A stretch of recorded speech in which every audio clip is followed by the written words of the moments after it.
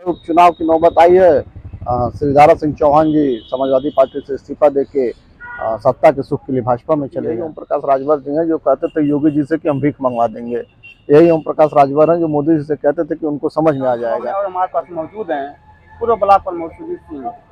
जिस तरह देखा जाता है कि घोसी विधानसभा का जो हाल है इसकी है कि यहाँ पे विधायक तो बनते हैं लेकिन 2 साल 2.5 साल में विधायक हट जाते हैं, अपने पदों से इस्तीफा देते हैं और इसका उपचुनाव होता है जो कि जनता के पैसे का कहीं ना कहीं दुरुपयोग होता है, सरकार के पैसे का बर्बादी होता है। उसी सब मुद्दे पे हम बात करेंगे। आइए पहले तो आपका हमारे चैनल में स्वागत है। धन्यवाद आपका, बहुत बहुत धन्यवाद। जिस तरह देखा जाता है घोसी विधानसभा का एक माना जाए तो दुर्भाग्य है कि जो कि 2 साल 2.5 साल यहाँ पे विधायक रहते हैं फिर इस्तीफा देते हैं, इसका उपचुनाव होता है। इसको आप किस तरह देखते हैं? विगत इधर 3-4 सालों से ऐसी नौबत आई है ना, तो इससे पहले तो लोग 5 साल का कार्यकाल पूरा कर रहे थे। इसके पहले भी था तो उपचुनाव हुआ है। जिससे पहले यहाँ के विधायक फागू चौहान जी महामहिम हो गए, राज्यपाल हो गए। वो तो सौभाग्य की बात है घोसी की जनता की, यहाँ का विधायक राज्यपाल हो रहा है जी। लेकिन इस बार जो है उपचुनाव की नौबत आई है। श्री दारा सिंह चौहान जी समाजवादी पार्टी से इस्तीफा देके सत्ता के सुख के लिए भाजपा में चले गए।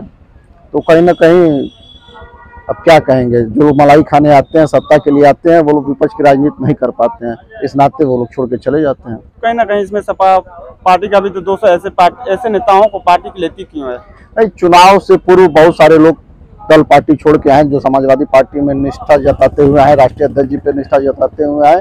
राष्ट्रीय अध्यक्ष जी ने उन लोगों का स्वागत किया, उनको टिकट दिया, लेकिन साल भर के अंदर ही उन्होंने अपना रंग दिखाया और रंग दिखाते हुए वो लोग पार्टी और दल को छोड़ के चले गए। वो लोग कहीं ना कहीं सत्ता के सुख के आदी हो चुके हैं। विपक्ष में वो लोग रह नहीं सकते हैं, क्योंकि विपक्ष में रहने पर जनता की आवाज उठानी पड़ेगी और सरकार से लड़ना पड़ेगा, जिसकी हिम्मत उन लोग के पास नहीं थी, इसलिए वो लोग छोड़ के चले गए। देखा गया कुछ दिन पहले की मणिपुर की घटना को लेकर काफी लोगों में आक्रोश था। जिस तरह से वहाँ की वीडियो वायरल होने के बाद वहाँ की सरकार एक्शन लेती है और प्रशासन जो कि एक्शन लेती है, इसको आप किस तरह देखते हैं और क्या कहते हैं? देखिए, मणिपुर की घटना पूरे भारतीय को शर्मसार करने वाली यह घटना है। आज हम लोग को बहुत अंतरात्मा से दुखी है कि हम लोग ऐसे देश में रह रहे हैं जिस देश की महिलाओं को नग्न करके रोडों पे घुमाया जा रहा है।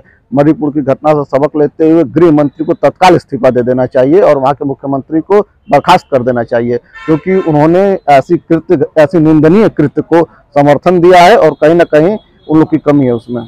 आखिर में क्या रीजन रहा था कि इस मामले को 72 दिन दबाया गया, जब वीडियो वायरल हुआ 72 दिन बाद तब इस पे एक्शन लिया गया? आप देख रहे हैं मणिपुर की घटना को लेकर राज्यसभा में जैसे सारे दलों के सांसद उस पर चर्चा कराना चाहते थे, यह सरकार भागने का काम कर रही है। अमित शाह जी और मोदी जी के पास जवाब नहीं है और मोदी जी छुपते फिर रहे हैं। पूरी की पूरी हिंदुस्तान के सारे सांसद चाहते थे कि मोदी जी आए और संसद में मणिपुर की घटना पे बयान दें, लेकिन मोदी जी नहीं आए और ऐसा दुर्भाग्य हम लोग का कि इतना मुंहचोर टाइप का प्रधानमंत्री हम लोग को मिला है। देखा जा रहा है कि लोकसभा चुनाव आने वाला 2024 में और देखा जा रहा है कि जगह जगह दंगे शुरू होने स्टार्ट हो गए हैं। जिस तरह देखा जाए कि हरियाणा में जिस तरह दंगे हुए हिंदू मुस्लिम को लेकर, इसको क्या लगता है कि देखिए, जिन प्रदेशों में भाजपा को यह लगता है कि वो सरकार में नहीं आ पाएगी, जनता उसके साथ नहीं है, उन जगह ये लोग दंगा कराने का काम कर रहे हैं। हरियाणा में चुनाव होने वाला है और हरियाणा में कहीं ना कहीं भारतीय जनता पार्टी की स्थिति बहुत ही खराब है, क्योंकि उन्होंने 5 साल की सरकार में न तो कोई विकास का काम किया और न ही कोई ऐसा काम किया जिसको लेकर वो जनता के बीच में जा सकते हैं। जब कोई काम गिनाने को नहीं था तो उन्होंने लोगों को आपस में लड़ाने का काम किया और आज देख रहे हैं कि पूरा का पूरा हरियाणा आग की लपटों में घिरा हुआ है। और यह कहीं ना कहीं भारतीय जनता पार्टी के सारे लोगों का निष्क्रियता है, वहाँ के मुख्यमंत्री की निष्क्रियता है कि उन्होंने उस पर काबू नहीं कर पाए। जिस तरह देखा चुनाव आता है तो लोग जातिवाद में बढ़ जाते हैं, जातिवाद देकर लोग वोट करते हैं, लेकिन उस समय कोई महंगाई पे नहीं बात करता, ना बेरोजगारी पे बात करता है।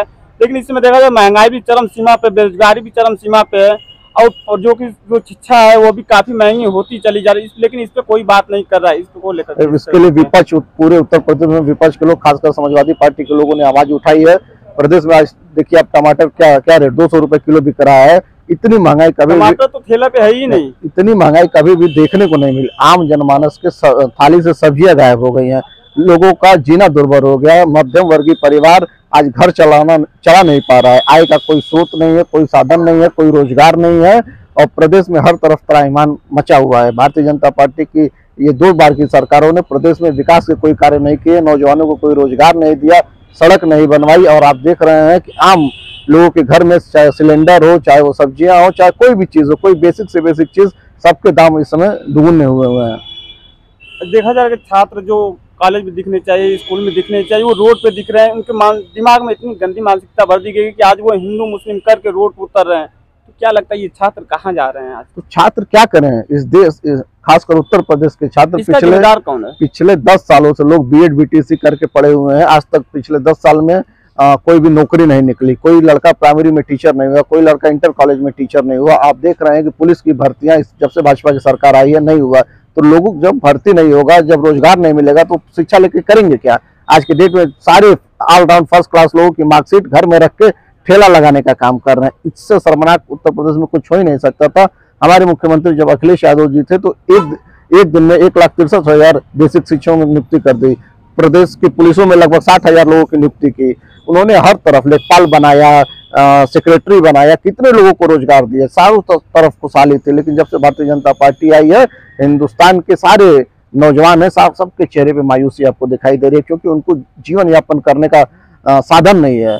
और रोजगार नहीं होने के कारण आप देख रहे हैं कि लड़कों की उम्र ढलती जा रही है, शादी ब्याह तक नहीं हो पा रहा है। लेकिन प्रशासन का तो केवल एक ही काम है, बेगुनाहों को घर से उठाता है और फर्जी मुकदमों में फंसा के जेल भेज देते हैं लोग। उन्होंने कभी भी कोई भी, जितने भी आप देख रहे हैं, जितने भी लोग प्रेस कॉन्फ्रेंस करके खुलासे कर रहे हैं, 90% खुलासे फर्जी हैं। बेगुनाहों के ऊपर फर्जी मुकदमा लगा के ये लोग जेल भेज दे रहे हैं, क्योंकि असली मुजरिम इन लोग के पकड़ के बाहर हैं। आप देखिए कितनी हत्याएं मऊ जिले में हो रही हैं, लेकिन यहाँ का प्रशासन सो रहा है। किसी भी तरह की कानून व्यवस्था नाम की कोई भी चीज जनपद में नहीं, प्रदेश में नहीं दिखाई दे रही है। आए दिन हत्या, लूट, डकैती, बलात्कार की घटना लगातार बढ़ती जा रही है। कानून व्यवस्था नाम की कोई चीज नहीं रह गई है, लेकिन यह सरकार आज भी मौन धारण करके बैठी हुई है।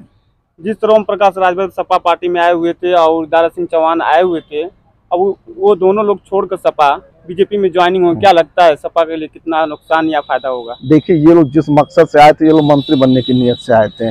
और हमारी पार्टी विपक्ष की पार्टी है, तो विपक्ष में लोग राजनीति नहीं कर पाते हैं, क्योंकि यही ओम प्रकाश राजभर जी हैं जो कहते थे योगी जी से कि हम भीख मंगवा देंगे। यही ओम प्रकाश राजभर हैं जो मोदी जी से कहते थे कि उनको समझ में आ जाएगा। आज देखिए, आज क्या है, जाके मोदी जी और योगी जी के पास में खड़े हुए हैं कि हमको शरण दे दीजिए, हम आपके साथ रहना चाह रहे हैं। तो राजनीति में इतना गिरना भी जरूरी नहीं है। हमारे नेता अखिलेश यादव जी का कहना है कि हम लोग विपक्ष में रहेंगे और विपक्ष की भूमिका करेंगे, हम लोग लड़ेंगे अपने लोगों के लिए, लेकिन झुकने का काम नहीं करेंगे भारतीय जनता पार्टी के आगे। ये थे सुजीत सिंह जो कि पूर्व ब्लॉक प्रमुख थे, हमारे साथ जुड़े हुए थे। और जो भी हमारा वीडियो देख रहे हैं, फेसबुक पर देख रहे हैं तो फॉलो करें, और यूट्यूब पे देख रहे हैं तो सब्सक्राइब करें। इसी तरह से आपको अलग अलग जगहों से आपको अलग अलग वीडियो पहुंचाते रहेंगे। तब तक के लिए आप हमारे साथ जुड़े रहिएगा। कैमरामैन के साथ मैं मुनीर आलम।